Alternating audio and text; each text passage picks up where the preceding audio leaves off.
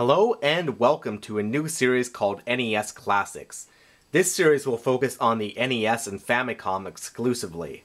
The NES and Famicom is easily one of the best consoles of all time, and in my opinion, I think it's probably the best console of all time.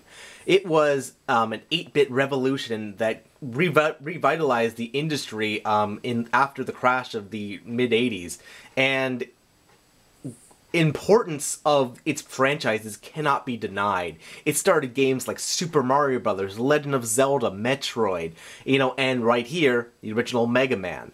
This game was released in 1987 by Capcom, and was released in Japan as under the title Rockman. The idea was that you'd fight different robot masters and you'd beat them with different weapons in a rock, paper, scissors kind of way. So, rock, paper, scissors, Rockman. In the West, it was changed to Megaman because, Mega Man makes it sound special and unique and powerful. But really, the puns are sort of lost because Rockman's sister name was Roll.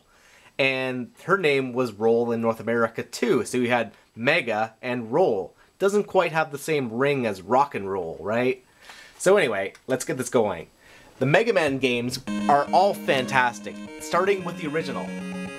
So there's 6 robot masters in the original, and as opposed to 8 like there usually is. And they can be chosen, or they can be played in any order you want, making it one of the first non-linear games that was ever available. So, the robot I'm going to choose first is Gutsman, because I like a challenge.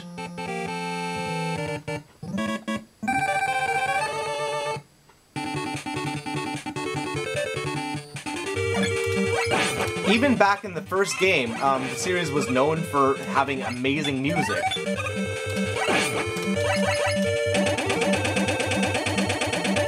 Visuals that were, above and beyond ahead of their time.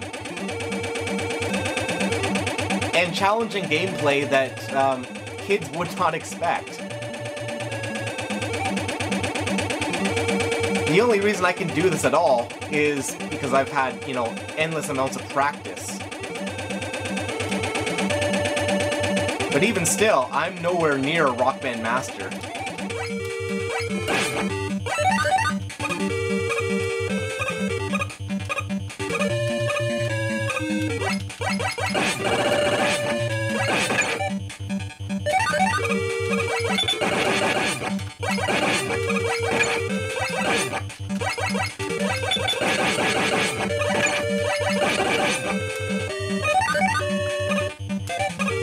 I still can't perfectly avoid these pickaxes.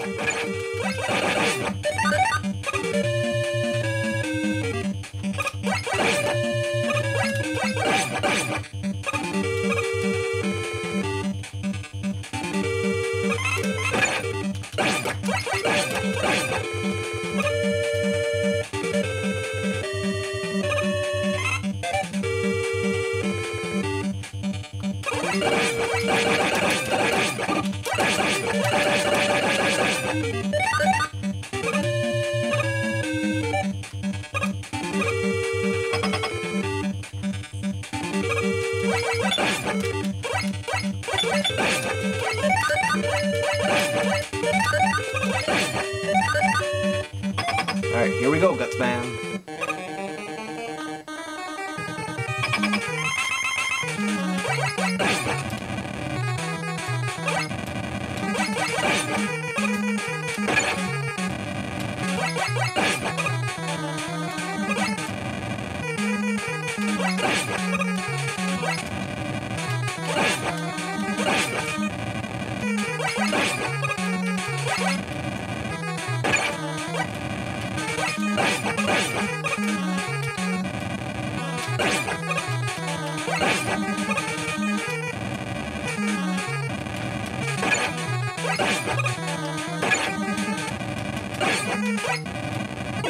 Alright, there we go.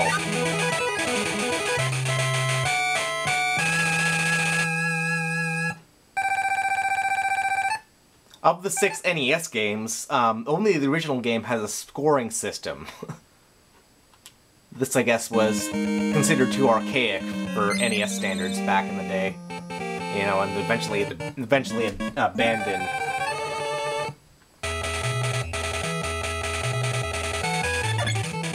Although the visuals are simple, this was a game that was artistically beautiful for its time and really stands out as one of the NES's best looking games. Or one of the NES's early best looking games, I should say. The colors are very bright and vibrant, and everything is very unique and easy to see what it is.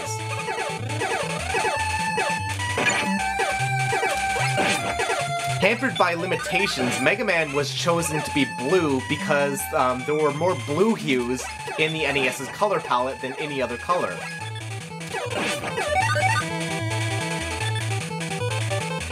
In addition to that, you'll notice if you look at Megaman, Megaman actually consists of 5 colors. He's black around his outline, he's dark blue, and then he's light blue, or cyan. He has white eyes, and his face is that peach color. This was accomplished by sprite layering. Megaman actually consists of 2 sprites. He has his standard body is 1 sprite, and his face is actually a completely different sprite. By layering the 2 sprites together, you could create, you know, more elaborate sprite work, and Capcom was really ahead of their time for doing this. Late NES games would all use this tactic to produce some, you know, quite elaborate boss sprites and such. But this was really early in the NES's life. You gotta think this was '87.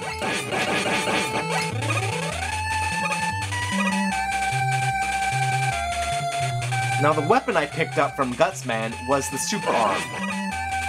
The Super Arm is not particularly useful as an offensive weapon, as all it does is allow me to pick up these blocks. I can pick up the blocks and then fling them at enemies. But on its own, it doesn't do anything. If there's no blocks around, there's no point in even having it selected.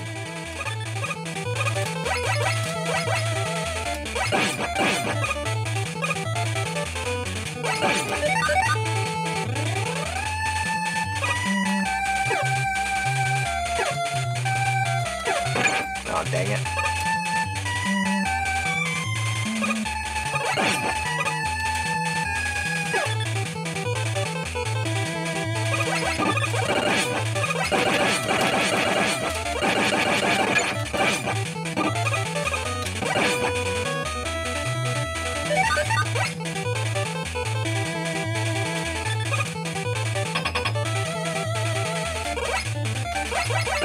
I think I gotta do a little bit of farming here because I need a little bit more health to take out Cutman.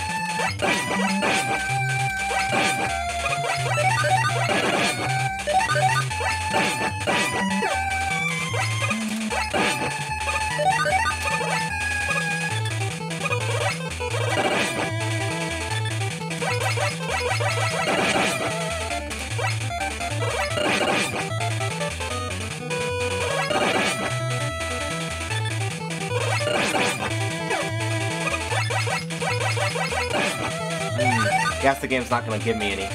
Well, let's try it even without.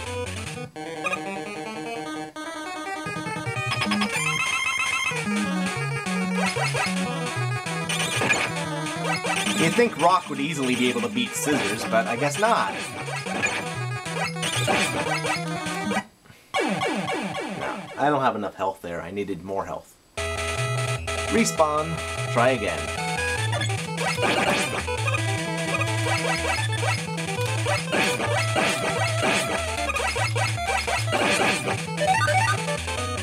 Alright. Super Arm.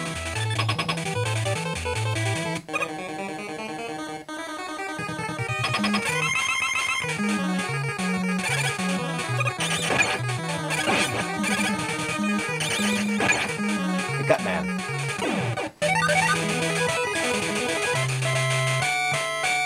And that's how you play Mega Man. You just go from one boss to the next.